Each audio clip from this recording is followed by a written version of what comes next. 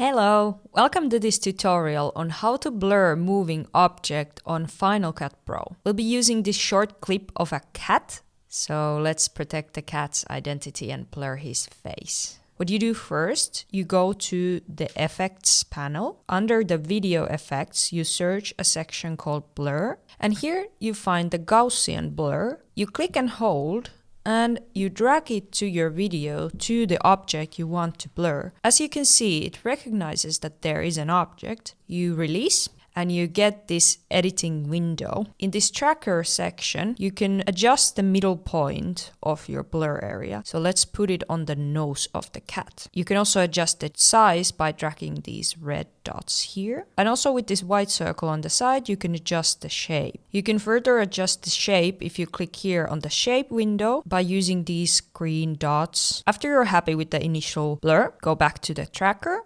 and click Analyze. Final Cut Pro uses machine learning to analyze the moving blur. As you can see, it's not perfect right away.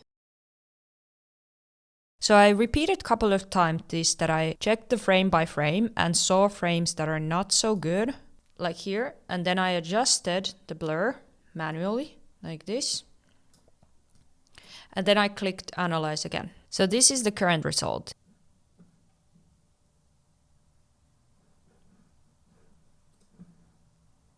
You can adjust these variables here for the blur. You can increase the blur amount, so make it stronger, and you can boost it, so you can make it stronger also like this. So there you have it, automated tool in Final Cut Pro for blurring moving objects. It's not perfect, but it's very helpful if you combine it with some manual adjustments. Let me know in the comments if you have some other good suggestions on blurring moving objects on Final Cut Pro.